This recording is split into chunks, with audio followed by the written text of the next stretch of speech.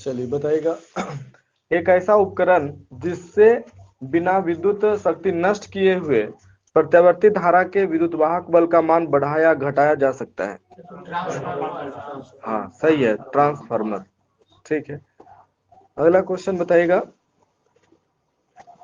किस यंत्र की सहायता से ध्वनि ऊर्जा को विद्युत ऊर्जा में परिवर्तित किया जाता है?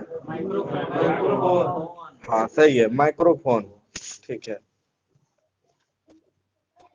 अगला क्वेश्चन। विद्युत शक्ति संयंत्र में किसके द्वारा विद्युत उत्पन्न की जाती है?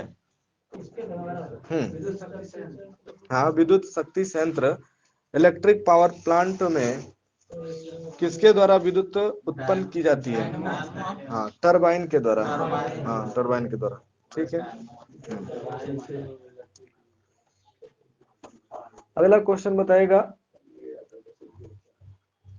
किससे बने कुंडली का प्रेरकत्व काफी अधिक होता है? मतलब वो बना किसका होता है? हाँ सही है, नरम लोहा का। ठीक है, और लोहे से बनी कुंडली का प्रेरकत्व कम होता है।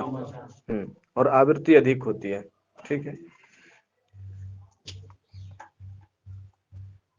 अगला क्वेश्चन बताइएगा। माइक्रोफोन किस सिद्धांत पर आधारित है? हाँ, विद्युत चुंबकीय प्रेरण।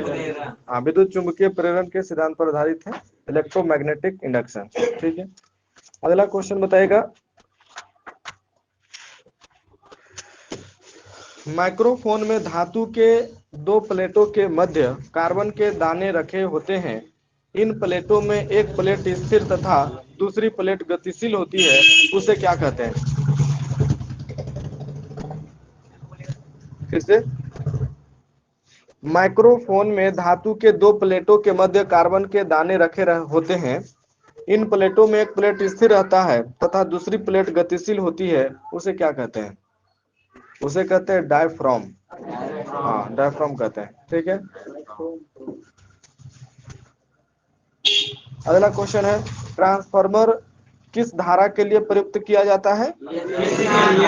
हाँ, एसी धारा। ठीक है, alternative current. Next question. Transformer की क्षमता किस में मापी जाती है? हाँ ठीक है, वोल्ट एम्पियर या किलो वाट एम्पियर या मेगावाट एम्पियर में। ठीक है, मेगावाट एम्पियर बड़ा है। ठीक है, केवी भी होता है। हाँ, किलो वाट एम्पियर। ये वाट एम्पियर से बड़ा हुआ है ना किलो वाट एम्पियर, और उससे भी बड़ा हुआ मेगावाट एम्पियर। ठीक है, अगला क्वेश्चन बताएगा। किस यंत्र की सहायता से माइक्रोफोन द्वारा प्रेषित विद्युत तरंगों को पुनः ध्वनि तरंगों में परिवर्तित किया जाता है? क्या फिर से बोलिए सर? किस यंत्र की सहायता से माइक्रोफोन द्वारा प्रेषित विद्युत तरंगों को पुनः ध्वनि तरंगों में परिवर्तित किया जाता है? सही है, लाउड स्पीकर। ठीक है,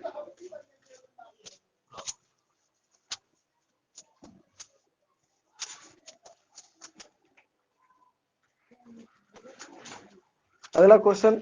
विद्युत धारा के कारण उत्पन्न चुंबकीय क्षेत्र द्वारा किसी चालक की गति उत्पन्न की जा सकती है। इसी सिद्धांत पर विद्युत मोटर कार्य करती है। विद्युत मोटर के सिद्धांत को किसने दिया? सही है, माइकल फैराडे। ठीक है,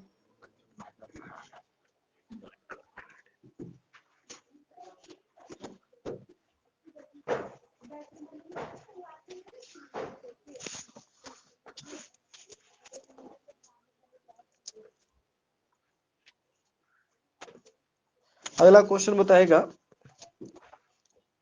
ताप विद्युत संयंत्र एवं परमाणु विद्युत संयंत्र में किसके द्वारा टरबाइन को घुमाते हैं? सही है, भाप के द्वारा। हाँ, भाप के द्वारा। ठीक है, अगला क्वेश्चन है। वायु शक्ति संयंत्र में किसके द्वारा टरबाइन घुमाया जाता है? सही है, वायु दाब द्वारा। ठीक है,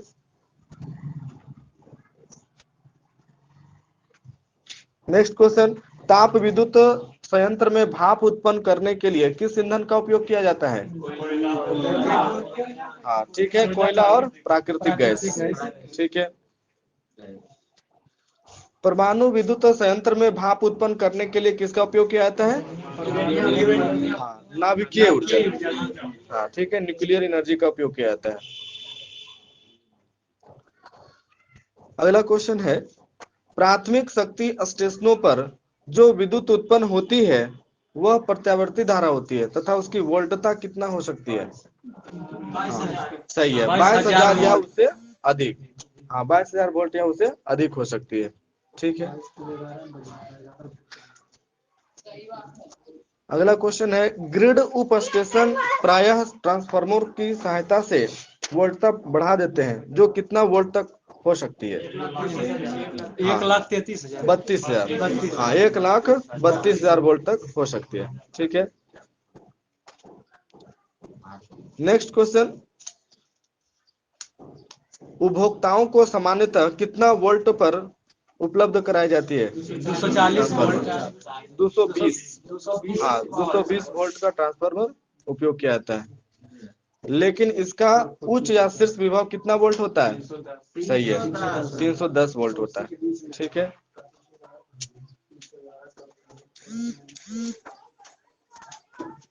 अगला क्वेश्चन है, घरेलू विद्युत सप्लाई में इसकी आवृत्ति कितना हर्ट्ज होती है? 50 हर्ट्ज। ठीक है। हाँ हाँ, भारत में।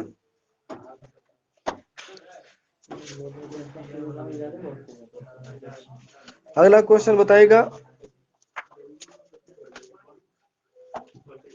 एक चक्र में धारा की ध्रुवता कितना बार बदलती है?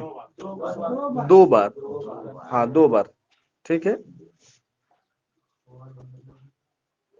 और घरेलू विद्युत सप्लाई में जो इसकी आवृत्ति होती है वो 50 हर्ट्ज होती है। इसका मतलब हुआ कि यदि ध्रुवता प्रति सेकंड 100 बार बदलती है, इसका मतलब 50 हर्ट्ज होती है। और एक चक्र में धारा की ध्रुवता 2 बार बदलती है, एक चक्र में। ठीक है।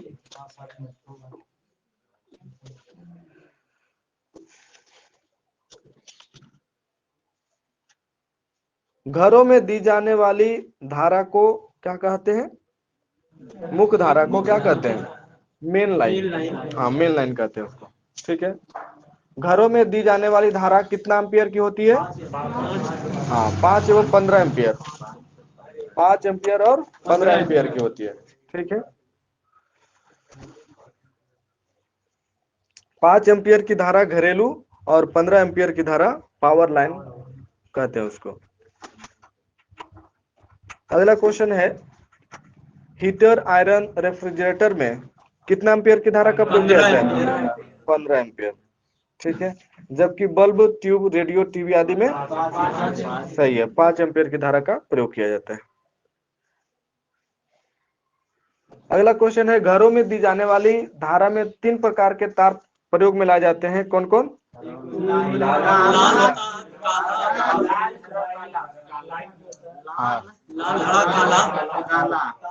ठीक है।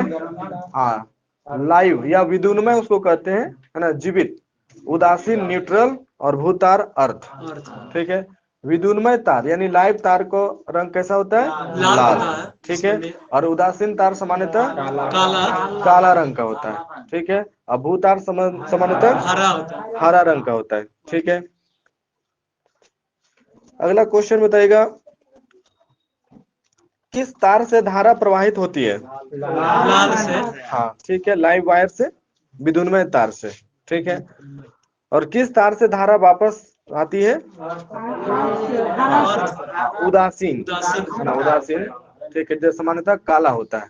ठीक है।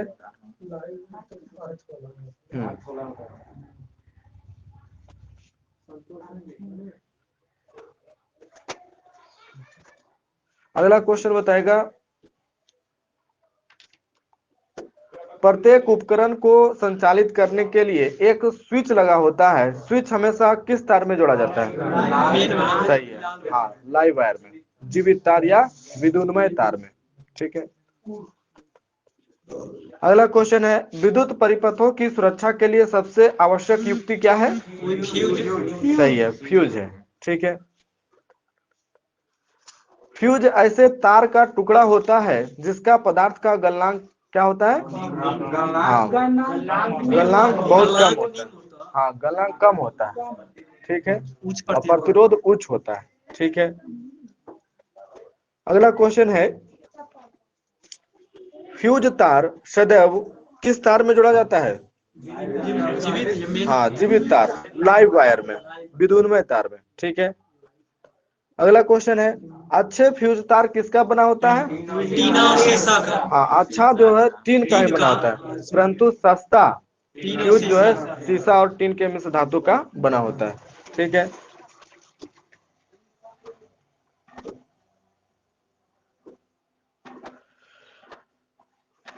15 एम्पियर के परिपथ में फ्यूज तार मोटा होता है और उसकी क्षमता कितना एम्पियर होती है? उतना ही होती है, 15 एम्पियर ही।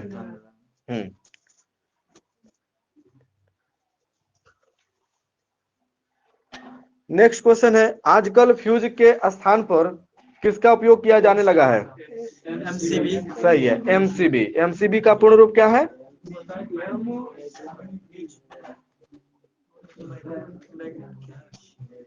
एमसीबी का पूर्ण रूप है मिनिएचर सर्किट ब्रेकर। हाँ, मिनिएचर सर्किट ब्रेकर, लघु परिपथ विच्छेदक, है ना, लघु परिपथ विच्छेदक। ठीक है, अगला क्वेश्चन, विद्युत धारिता का मात्रक क्या है? धारिता एम्पियर। हाँ, फैराड। ठीक है, विभवांतर का मात्रक वोल्ट, और विद्युत आवेश का मात्रक कूलम, और विद्युत विभव का मात्रक वोल्ट। ठीक है, विद्युत चालकता का मात्रक क्या है? चालकता को हाँ, सीमेंट। प्रति ओम, महो या सीमेंट, है ना, प्रति ओम, महो या सीमेंट। ठीक है, तीनों होता है। अगला क्वेश्चन है, विशिष्ट प्रतिरोध का मात्रक क्या है? ओम मीटर। हाँ, विशिष्ट प्रतिरोध का मात्रक है ओम मीटर। ठीक है, और प्रतिरोध का मात्रक ओम, और विद्युत धारा का मात्रक एम्पियर। ठीक है, और विद्युत शक्ति का मात्रक क्या है? वाट। ठीक है, और विशिष्ट चालकता का मात्रक है प्रति ओम प्रति मीटर, है ना, या महो प्रति मीटर, सीमेन प्रति मीटर, तीनों होता है। अगला क्वेश्चन है, विभवांतर V बराबर फार्मूला क्या होता है? IR, विद्युत धारा गुने प्रतिरोध। ठीक है, विद्युत शक्ति P बराबर, हाँ, VI। ठीक है, विभवांतर गुने विद्युत धारा। ठीक है,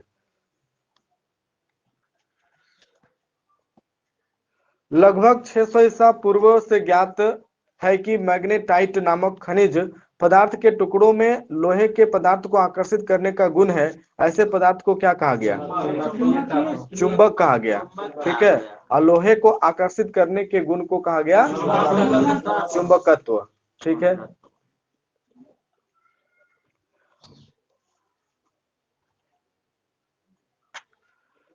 प्रकृति में मिलने के कारण ये सब चुंबक को क्या कहते हैं? हाँ, नेचुरल मैग्नेट, प्राकृतिक चुंबक। ठीक है, कुछ पदार्थों को कृत्रिम विधियों द्वारा चुंबक बनाया जा सकता है, जैसे हाँ, लोहा, इस्पात, कोबाल्ट, है ना, इसे कहते हैं कृत्रिम चुंबक। ठीक है, और कृत्रिम चुंबक जो है विभिन्न आकृतियों के होते हैं, जैसे हाँ, ठीक है, चुंबकीय सुई, घोड़ा नाल चुंबक, छड़ चुंबक। ठीक है,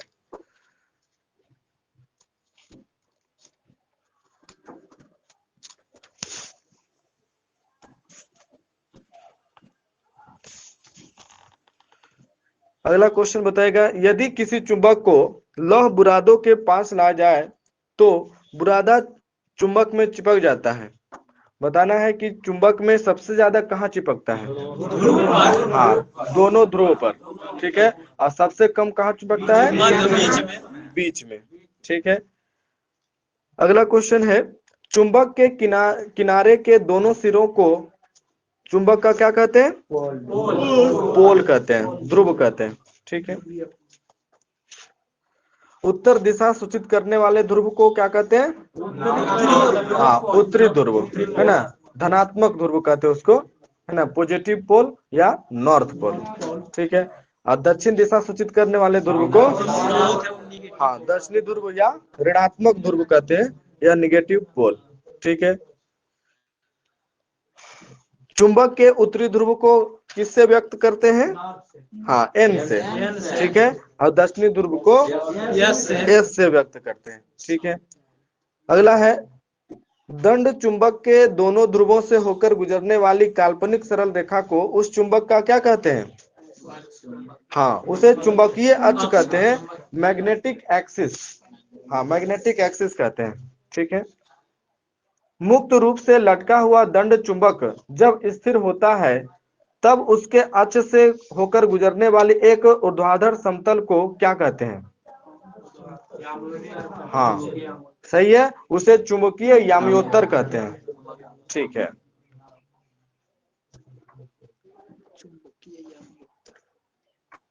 अगला क्वेश्चन है,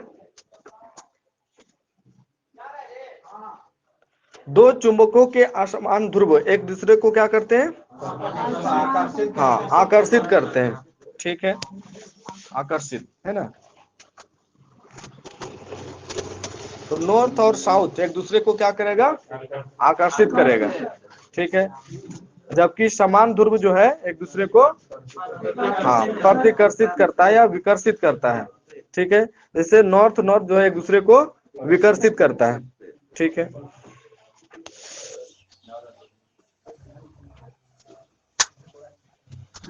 चलिए आगे फिजिक्स में पढ़ लीजिएगा, पेज नंबर 53-54, लास्ट में न्यूट्रिनो तक पढ़ लेना है, शुरू में चुंबकीय प्रेरण।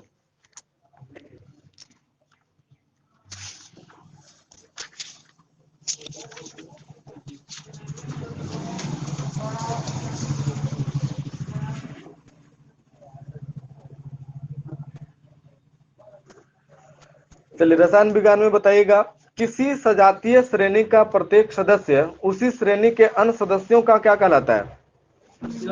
समजात। हाँ, समजात कहलाता है, होमोलोगस कहलाता है, होमोलोगस, ठीक है।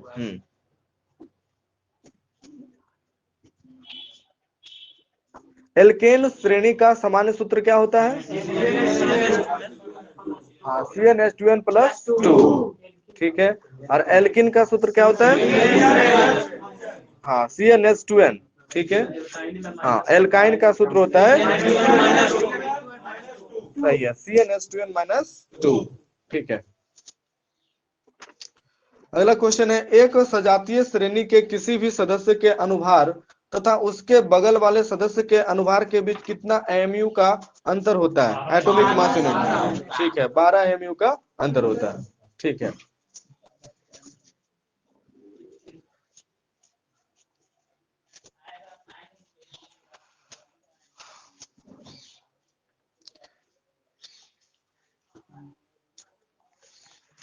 बहुलकीकरण वह रासायनिक प्रतिक्रिया है जिसमें किसी यौगिक के दो या दो से अधिक गुण मिलकर एक बड़े अणु का निर्माण करते हैं। इस प्रतिक्रिया के फलस्वरूप बने यौगिक क्या कहलाते हैं? हाँ, वो कहलाते हैं बहुलक, ठीक है, या बहुलीकृत यौगिक, ठीक है।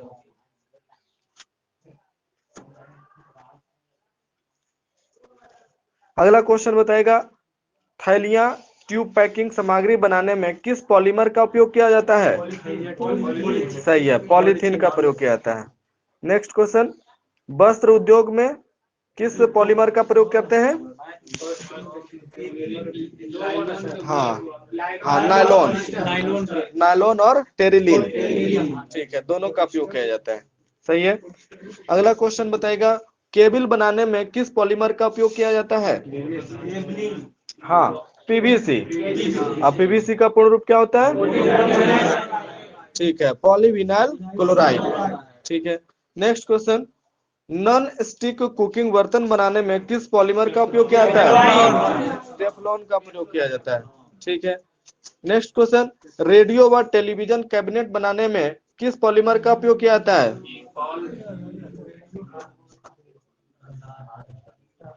पॉलीस्टाइरीन, हाँ पॉलीस्टाइरीन का उपयोग किया जाता है। ठीक है,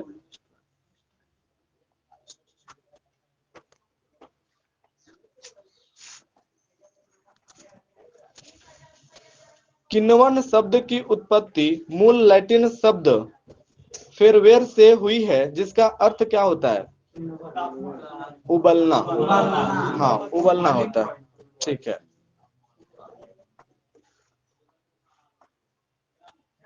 अगला क्वेश्चन, अणुजीव या जटिल नाइट्रोजन युक्त पदार्थ जो किण्वन की क्रिया में उत्प्रेरक जैसा कार्य करते हैं, वे क्या कहलाते हैं?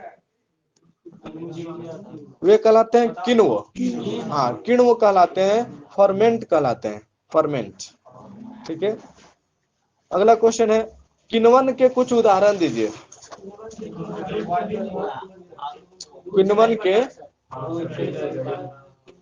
हाँ ठीक है, दूध या गीले आटे का खट्टा होना, है ना, दूध जो है दूध का खट्टा होना, और आटा ढेर देरी तक रह जाता है, वही खट्टा हो जाता है। ठीक है, हाँ, और जैव पदार्थों का सड़ना, ये भी जो है किण्वन के ही उदाहरण है। ठीक है,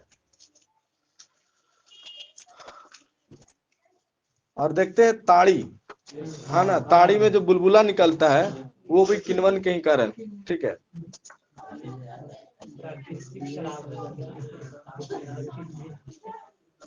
और किण्वन क्रियाएं किसकी उपस्थिति में होती है? हाँ, किण्वन क्रियाएं किसकी उपस्थिति के कारण होती है? ईस्ट और जीवाणु, हाँ ईस्ट और जीवाणु की उपस्थिति में होती है। ठीक है, अगला क्वेश्चन है, किण्वन की क्रिया कैसी क्रिया है? उष्मा शोषी या उष्मा क्षेपी? हाँ उष्मा क्षेपी है, इसमें उष्मा उत्पन्न होती है, हाँ उष्मा उत्पन्न होती है। ठीक है,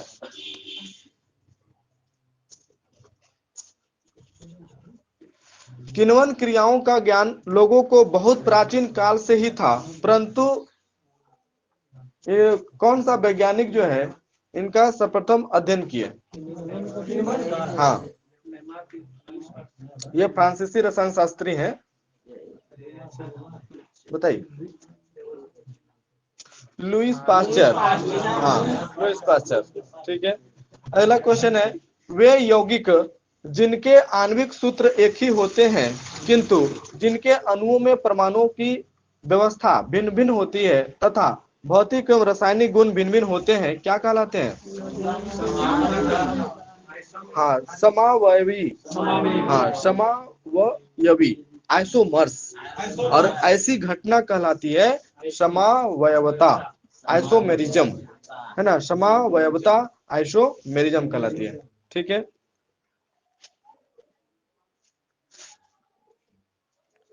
नॉर्मल ब्यूटेन तथा आइसोब्यूटेन दोनों का आणविक सूत्र कितना होता है, क्या होता है? हाँ C4H10, हाँ C4H10 होता है दोनों का आणविक सूत्र, लेकिन संरचना सूत्र में भिन्नता के कारण इनके गुण में अंतर होता है। ठीक है,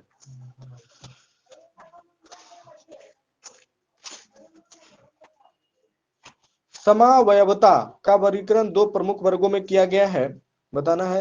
कार्बनिक यौगिकों की संरचना में अंतर होने के कारण कौन सी समावयवता की घटना पाई जाती है?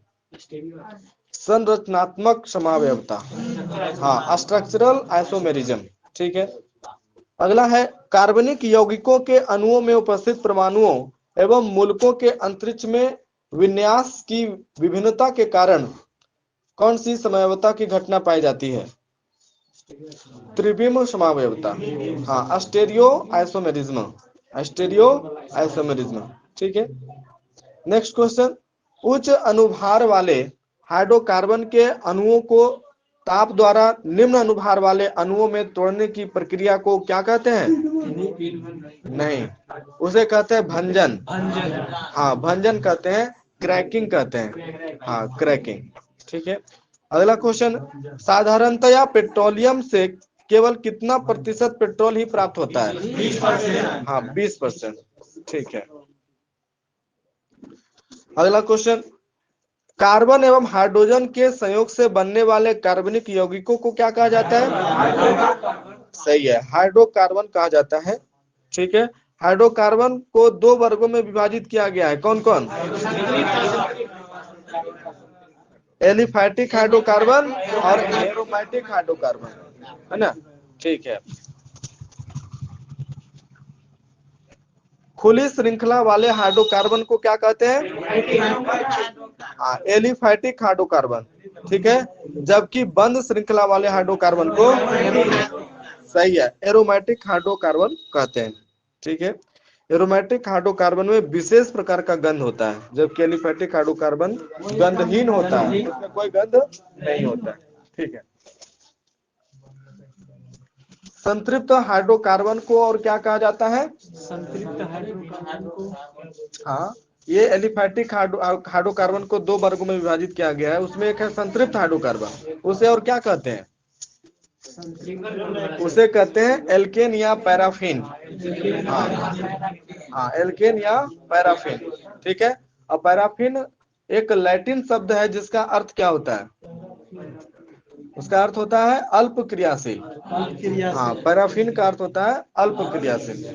ठीक है, चूंकि संतृप्त हाइड्रोकार्बन की क्रियाशीलता बहुत कम होती है, इसीलिए उन्हें क्या कहा जाते हैं? पैराफिन कहते हैं। हाँ, पैराफिन। ठीक है,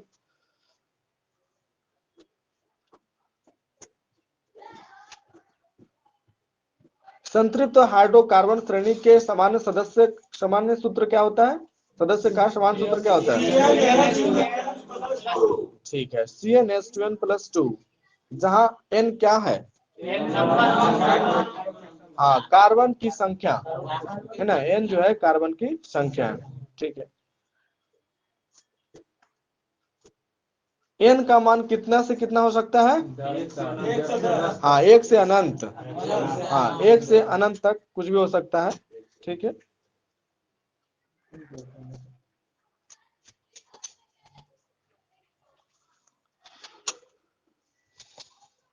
एक से कितना तक कार्बन संख्या वाले संतृप्त हाइड्रोकार्बन है? 10 तक। हाँ, 1 से 10 तक संतृप्त हाइड्रोकार्बन है। ठीक है,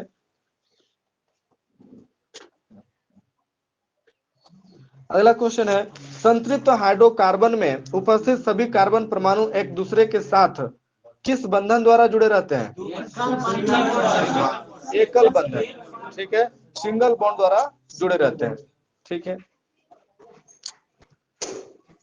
वैसे एलिफैटिक हाइड्रोकार्बन जिनके दो कार्बन परमाणु के बीच द्विबंध अथवा त्रिबंध होता है, उन्हें क्या कहते हैं? सही है, असंतृप्त हाइड्रोकार्बन कहते हैं, अनसैचुरेटेड हाइड्रोकार्बन। ठीक है, असंतृप्त हाइड्रोकार्बन भी दो प्रकार के होते हैं, कौन कौन? हाँ, सही है, एल्कीन या एल्काइन। ठीक है, एल्कीन को और क्या कहते हैं? हाँ, एल्कीन को ओलिफिन। हाँ, ओलिफिन भी कहते हैं। ठीक है,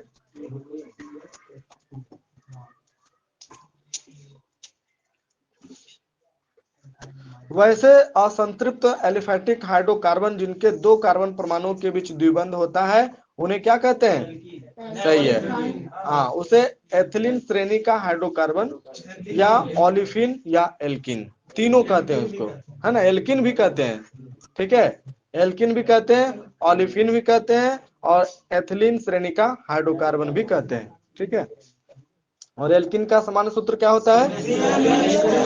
ठीक है, CnH2n। ठीक है, तो उसी आधार पर बताएगा एथिलीन का सूत्र क्या होगा? हाँ, ठीक है, C2H4। हाँ, C2H4। ठीक है,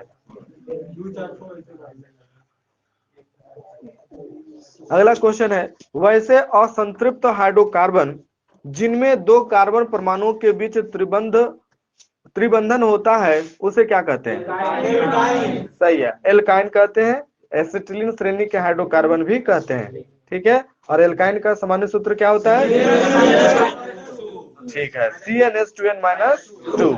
ठीक है, एथाइन का सूत्र बता दीजिए, एथाइन का CnH2n हो गया, CnH2n। बस। हाँ, CnH2n-2 होता है तो 2 दूनी 4 माइनस 2 तो CnH2n है ना, C2H2 यही हुआ C2H2। तो 2 उसमें करेंगे फिर 2 से गुना करेंगे फिर माइनस 2 तो 2 हो जाएगा है ना, तो C2H2 हो जाएगा एथाइन का। अगला क्वेश्चन है, कार्बन एवं हाइड्रोजन के संयोग से बने वैसे हाइड्रोकार्बन जिसमें बेंजीन के समान श्रृंखला पाई जाती है क्या कहलाते हैं? हाँ ठीक है, एरोमेटिक हाइड्रोकार्बन कहलाते हैं। और इसका सामान्य सूत्र क्या होता है एरोमेटिक हाइड्रोकार्बन का? CnH2n-6। हाँ, CnH2n-6। ठीक है। और सबसे सरलतम हाइड्रोकार्बन कौन है? बेंजीन। हाँ, बेंजीन ही सबसे सरलतम हाइड्रोकार्बन है। ठीक है, एरोमेटिक हाइड्रोकार्बन। अगला क्वेश्चन है, कुछ अन्य एरोमेटिक हाइड्रोकार्बन के नाम बताइए। कुछ अन्य एरोमेटिक हाइड्रोकार्बन के नाम है टॉल्यूइन, नैप्थलीन, एंथ्रासीन। एंथ्रासीन ठीक है, टॉल्यूइन, हाँ, नैप्थलीन और एंथ्रासीन। ठीक है। अगला क्वेश्चन बताइएगा, एरोमेटिक हाइड्रोकार्बन को और क्या कहा जाता है? एरोमेटिक हाइड्रोकार्बन को इसे कहा जाता है एरिन भी कहा जाता है। हाँ, एरिन।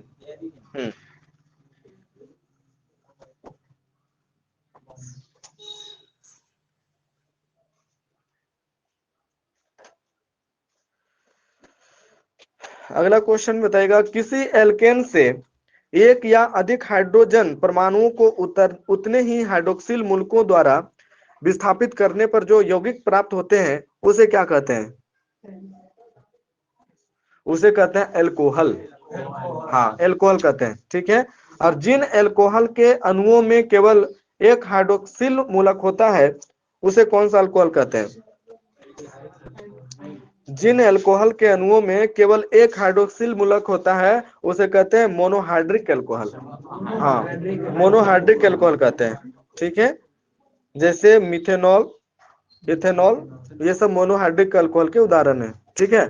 नेक्स्ट क्वेश्चन, जिन अल्कोहल अणुओं में 2 हाइड्रोक्सिल मूलक होते हैं वे क्या कहलाते हैं? हाँ ठीक है, डायहाइड्रिक अल्कोहल। डायहाइड्रिक अल्कोहल कहलाता है। सही है।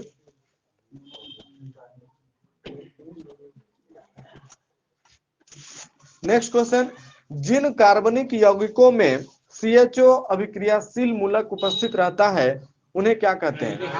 सही है, उन्हें एल्डिहाइड कहते हैं। और इसका सामान्य सूत्र क्या होता है?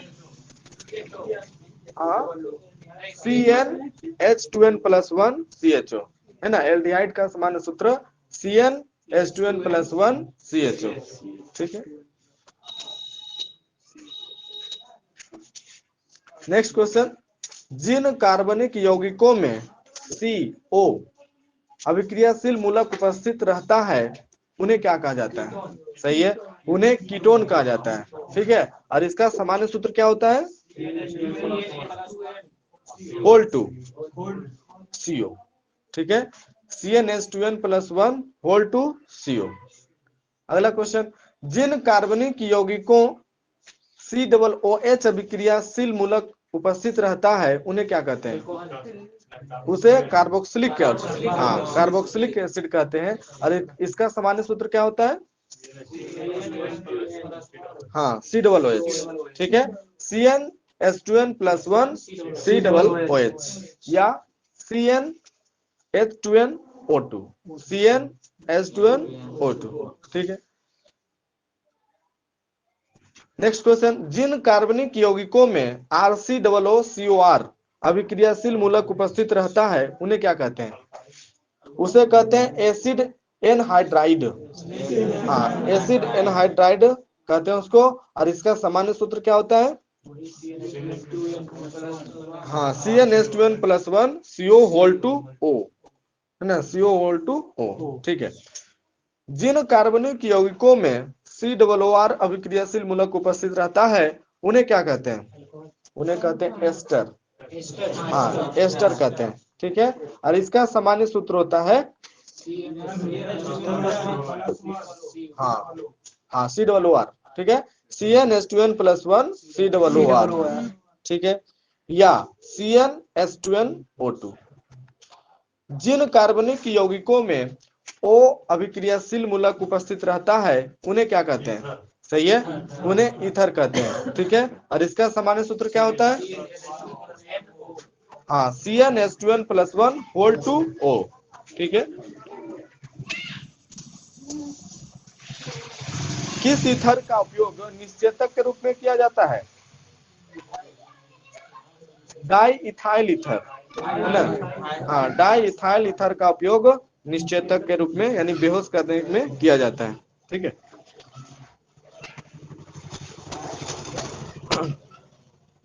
एल्केन श्रेणी का प्रथम सदस्य का नाम क्या है? मीथेन, ठीक है। और मीथेन को और किस नाम से जाना जाता है? सही है, मार्स गैस के नाम से भी जाना जाता है।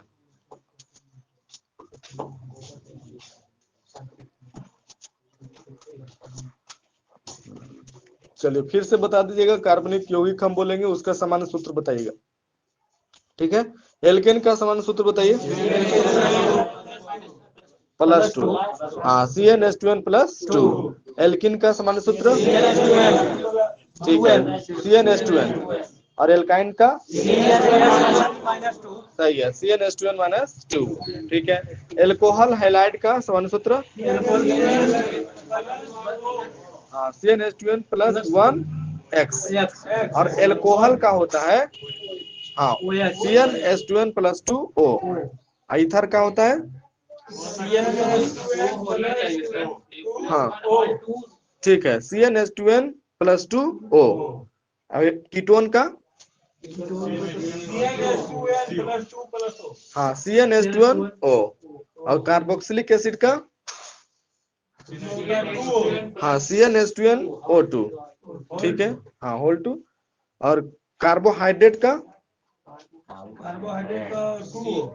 CXH2OY। और प्राथमिक एलिफेटिक एमीन का CnH2n+1 NH2। ये सामान्य सूत्र है।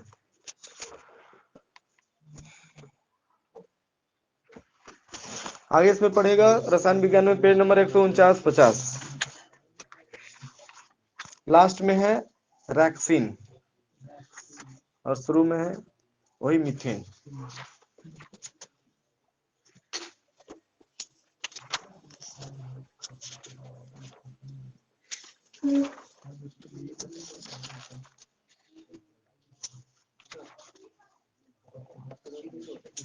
चलिए बायोलॉजी में बताइएगा, यूनिवर्सल रिसेप्टेंट किसे कहते हैं? AB को, हाँ, AB को, है ना, सार्वभौमिक प्राप्तकर्ता, ठीक है। AB को सार्वभौमिक प्राप्तकर्ता क्यों कहा जाता है? क्योंकि उसमें एंटीबॉडी नहीं होता, सही है, केवल एंटीजन होता है। हाँ, एंटीबॉडी नहीं होता, ठीक है। RH फैक्टर का पता किसने लगाया? कार्ल रिटर, हाँ, ठीक है, लैंडस्टीनर और वीनर 1940 में, ठीक है।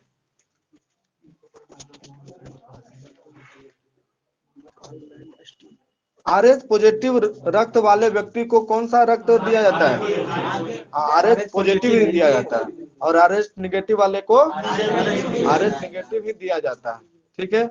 अगर जो RH पॉजिटिव वाले को RH निगेटिव दे देंगे तो क्या होगा? ब्लड जो चिपचिपा हो जाता है, ब्लड चिपचिपा हो जाएगा और जिसके कारण व्यक्ति की मृत्यु हो जाएगी, ठीक है। नेक्स्ट क्वेश्चन, यदि पिता का रक्त RH पॉजिटिव हो तथा माता का रक्त RH निगेटिव हो तो प्रथम संतान सामान्यतः होगी, लेकिन उसके बाद जन्म लेने वाले शिशु की जन्म से पहले गर्भावस्था में अथवा जन्म के तुरंत बाद उसकी मृत्यु हो जाती है। इसे क्या कहते हैं? हाँ, इरेथ्रोब्लास्टोसिस, हाँ, सही है, इसको कहते हैं एरिथ्रोब्लास्टोसिस फिटेलिस। हाँ, एरिथ्रोब्लास्टोसिस फिटेलिस, ठीक है।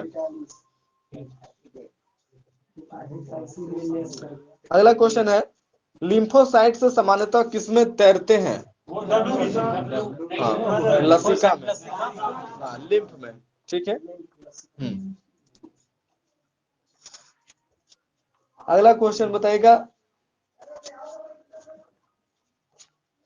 रोगाणु जैसे जीवाणुओं का भक्षण कर उन्हें नष्ट कर हमारे शरीर को कौन सुरक्षा प्रदान करता है? लिम्फोसाइट। सही है। लसिका में ही पाया जाता है लिम्फोसाइट, है ना, लिम्फोसाइट। ठीक है।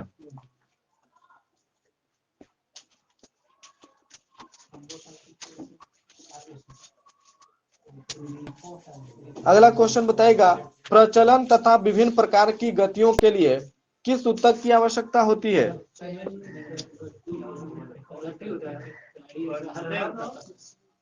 प्रचलन तथा विभिन्न प्रकार की गतियों के लिए किस ऊतक की आवश्यकता होती है?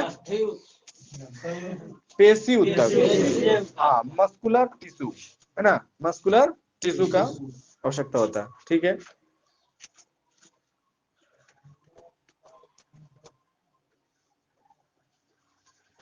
पेशी ऊतक के भीतर पाए जाने वाले तरल को क्या कहते हैं?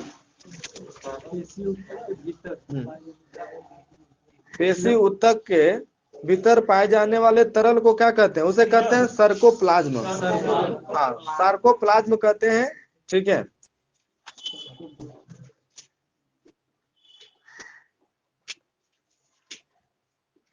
औतकी और कार्यकी के आधार पर पेशी ऊतक 3 प्रकार की होती है। कौन कौन? सही है। अरेखित या अनैच्छिक पेशी, रेखित या ऐच्छिक पेशी, या और हृदय पेशी। हाँ, कार्डियक और हार्ट मसल। ठीक है।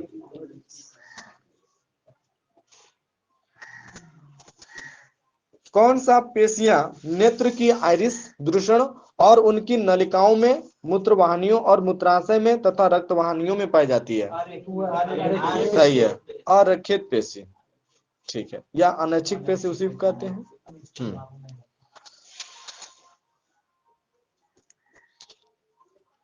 हाँ, अरेखित पेशी का जो संकुचन है जंतु की इच्छाधीन नहीं होता है, इसीलिए उसे कहते हैं अनैच्छिक पेशी। हाँ, अनैच्छिक पेशी कहते हैं उसको। किस प्रकार की पेशी से हृदय की भित्ति बनती है? हृदय पेशी, कार्डियक मसल। ठीक है। कौन सा पेशियां जंतु के कंकाल से संबद्ध रहती है और उनमें अच्छी गति होती है? हाँ, रेखित पेशी। ठीक है। और इसी कारण से उन्हें कंकाल पेशी या ऐच्छिक पेशी कहते हैं। ठीक है। रेखित पेशी के अंदर कोशिका द्रव्य को क्या कहते हैं? हाँ, रेखित पेशी के अंदर कोशिका द्रव्य को क्या कहते हैं? वही कहते हैं सार्कोप्लाज्म। हाँ, सार्कोप्लाज्म कहते हैं। ठीक है। रेखित पेशी शरीर के किन किन अंगों में पाई जाती है? बाहु, आर्म, पैर, गर्दन, जहां मतलब हम इच्छा के अनुसार उसको मोड़ सकते हैं। ठीक है, वहां रेखित पेशी पाया जाता है। ठीक है। और इसका भार शरीर के भार का प्राय कितना प्रतिशत होता है? 50%। हाँ, 50%। ठीक है।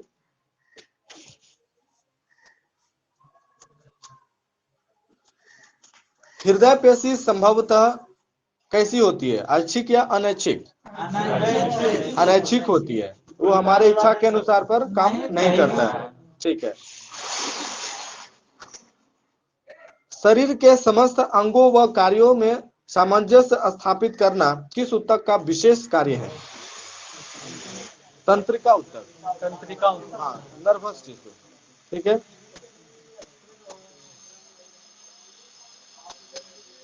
अगला क्वेश्चन बताएगा, जंतुओं के शरीर के मस्तिष्क मेरुरज्जु किस ऊतक के बने होते हैं? सही है, तंत्रिका ऊतक के बने होते हैं। अगला क्वेश्चन, तंत्रिका कोशिका के 3 मुख्य भाग होते हैं। कौन कौन?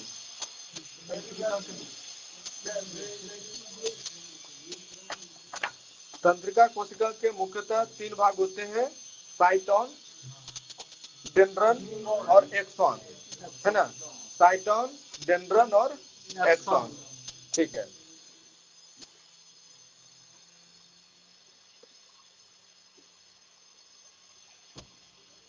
अगला क्वेश्चन बताइएगा, साइटोन यह तंत्रिका कोशिका का मुख्य भाग होता है। इसमें एक केंद्रक तथा कोशिका द्रव होता है। इसके कोशिका द्रव में अनेक प्रोटीन युक्त रंगीन कण होते हैं, उन्हें क्या कहते हैं? उन्हें कहते हैं निसिल्स कण। हाँ, निसिल्स कण कहते हैं। ठीक है। साइटोन से निकले हुए तंतु जो एक या अधिक होते हैं, उन्हें क्या कहते हैं? उन्हें कहते हैं डेंड्रन। हाँ, डेंड्रन कहते हैं। ठीक है। अगला क्वेश्चन, साइटोन से शुरू होकर एक बहुत पतला एवं लंबा तंत्रिका तंतु निकलता है। यह एक न्यूरॉन से दूसरे न्यूरॉन तक संदेशवाहक का कार्य करता है। इसे क्या कहते हैं? इसे कहते हैं एक्सॉन। हाँ, एक्सॉन कहते हैं। अगला क्वेश्चन, साधारणतः एक लंबे एक्सॉन को क्या कहते हैं? हाँ, तंत्रिका तंतु। हाँ, नर्व फाइबर कहते हैं उसको, तंत्रिका तंतु कहते हैं।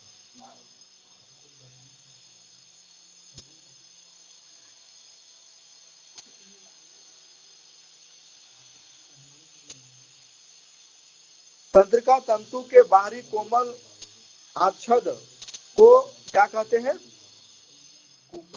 उसे कहते हैं न्यूरिलेमा आच्छद। हाँ, न्यूरिलेमा आच्छद। ठीक है। और न्यूरिलेमा आच्छद के नीचे स्थित माइलिन आच्छद को क्या कहते हैं? उसे कहते हैं मज्जा आच्छद। हाँ, मज्जा आच्छद। ठीक है।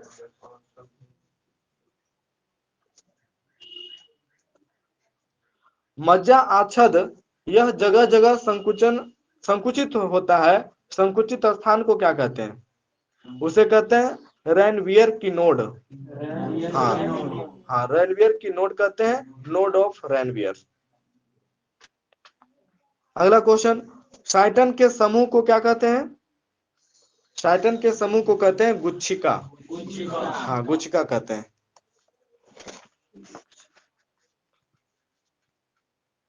अगला क्वेश्चन, एक न्यूरॉन के एक्सॉन के अंतिम छोर की शाखाएं दूसरे न्यूरॉन के डेंड्राइट से जुड़कर क्या बनाती है? सिनेप्स बनाती है। हाँ, सिनेप्स। ठीक है। नेक्स्ट क्वेश्चन, जीव को वृद्धि, विकास एवं अनुरक्षण एवं सभी जैव प्रक्रमों को सुचारू रूप से चलाने के लिए आवश्यक सभी पोषक पदार्थों के अधिग्रहण को क्या कहते हैं? हाँ, उसे पोषण कहते हैं। हाँ, पोषण। ठीक है। और वे पदार्थ जो जीवों में विभिन्न प्रकार के जैविक कार्यों के संचालन एवं संपादन के लिए आवश्यक होते हैं, क्या कहलाते हैं? हाँ, पोषक पदार्थ कहलाते हैं, न्यूट्रिएंट्स कहलाते हैं। ठीक है। अगला क्वेश्चन है, भोजन की प्रकृति तथा उसे उपयोग करने के तरीके के आधार पर जंतुओं को 3 प्रकार के पोषण पाए जाते हैं। कौन कौन? हाँ, पूर्ण भोजी पोषण, परजीवी पोषण और मृतोपजीवी पोषण। ठीक है। हाँ, उसी में आता है। पूर्ण भोजी पोषण यानी होलोजोइक न्यूट्रिशन। होलोजोइक शब्द 2 ग्रीक शब्दों होलो और जोइक के मिलने से बना है। होलो शब्द का अर्थ क्या होता है? हाँ, पूर्ण रूप से या पूरी तरह। ठीक है। और जोई का अर्थ क्या होता है? जोई का अर्थ होता है जंतु जैसा। हाँ, जंतु जैसा। ठीक है। अर्थात वैसा पोषण जिसमें प्राणी अपना भोजन ठोस या तरल के रूप में जंतुओं के भोजन ग्रहण करने की विधि द्वारा ग्रहण करते हैं, क्या कहलाता है? वही पूर्ण भोजी पोषण या प्राणी सम पोषण कहलाता है। ठीक है।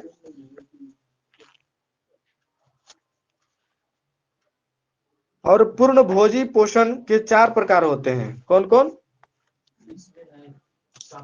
हाँ, शाकाहारी, मांसाहारी, सर्वाहारी और अपमार्जक। ठीक है। अगला क्वेश्चन है, किस प्रकार के जंतु दूसरे होते हैं? मांसाहारी है ना, कार्निवोरस। ठीक है। जैसे हाँ, ठीक है, शेर, बाघ, चीता, तेंदुआ, लोमड़ी। नेक्स्ट क्वेश्चन, किस प्रकार के जंतु पौधों एवं उसके अन्य भागों या उत्पादों को भोजन के रूप में ग्रहण करते हैं? शाकाहारी। शाकाहारी। ठीक है। जैसे ठीक है। किस समूह के अंतर्गत वैसे जंतु आते हैं जो पौधों और जंतुओं दोनों को अपने भोजन के रूप में ग्रहण करते हैं? सर्वाहारी, है ना, अंग्रेजी में ओमनीवोरस। हाँ, ओमनीवोरस, ठीक है।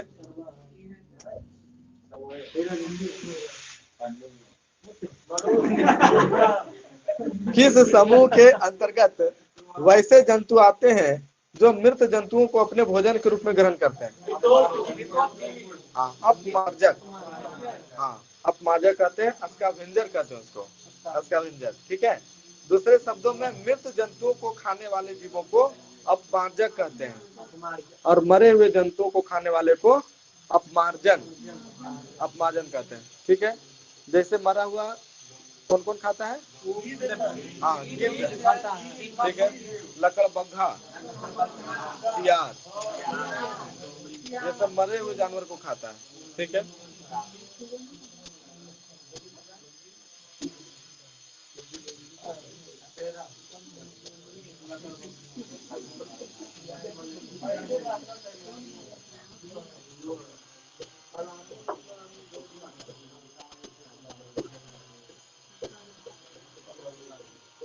बताएगा नेक्स्ट क्वेश्चन। वह पोषण जिसमें जीव दूसरे प्राणी के संपर्क में अस्थायी या अस्थायी रूप में रहकर उससे अपना भोजन प्राप्त करते हैं, ऐसे जीवों का भोजन अन्य प्राणी के शरीर में मौजूद कार्बनिक पदार्थ होता है। इस प्रकार भोजन ग्रहण करने वाले जीव को क्या कहते हैं? परजीवी। हाँ, परजीवी कहते हैं, है ना, पैरासाइट कहते हैं उसको अंग्रेजी में, ठीक है। जिस जीव के शरीर से परजीवी अपना भोजन प्राप्त करते हैं वे क्या कहलाते हैं? जिस जीव से के शरीर से परजीवी अपना भोजन प्राप्त करते हैं वे क्या कहलाते हैं? वे कहलाते हैं होस्ट, है ना, पोषी। जैसे ढिल्ला भी जो है एक परजीवी ही है ना, ठीक है। अगला क्वेश्चन बताइएगा।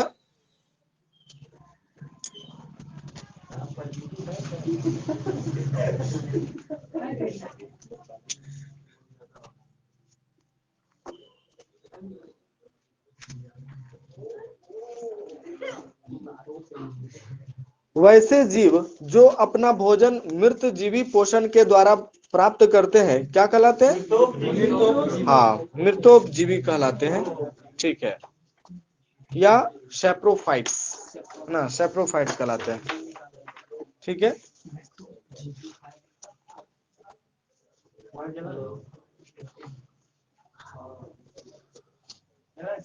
हाँ, मृत जीवी को और क्या कहा जाता है?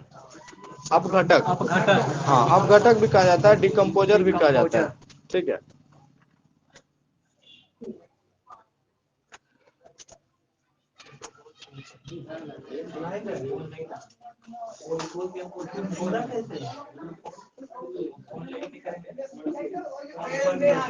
चलिए अगला क्वेश्चन बताएगा।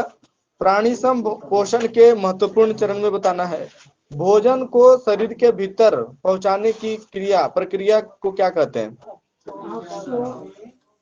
उसे कहते हैं अंतर्ग्रहण। हाँ, इंजेक्शन कहते हैं उसको, ठीक है।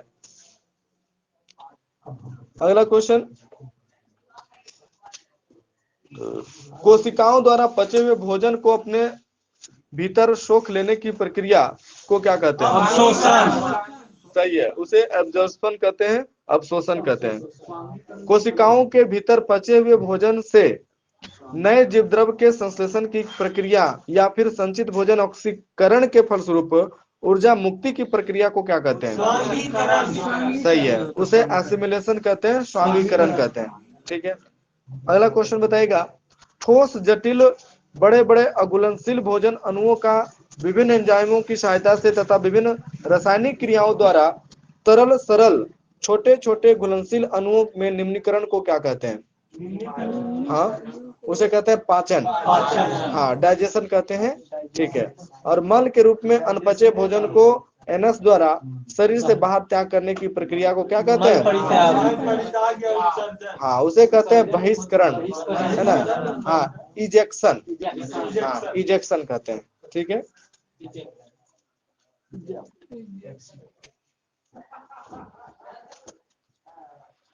भोजन को 3 प्रमुख वर्गों में विभाजित किया जा सकता है, कौन कौन? प्रमुख हो भोजन को एक होता है ऊर्जा प्रदान करने वाले खाद्य पदार्थ, दूसरा है शरीर निर्माण करने वाले खाद्य पदार्थ, और तीसरा है रोधी क्षमता वाले खाद्य पदार्थ। 3 प्रकार के। ठीक है। भोजन के प्रमुख अवयव कौन कौन से हैं? कार्बोहाइड्रेट, वसा, प्रोटीन, विटामिन, हाँ, मिनरल्स, ठीक है, और जल। जल। ठीक है। आगे इसमें पड़ेगा 234।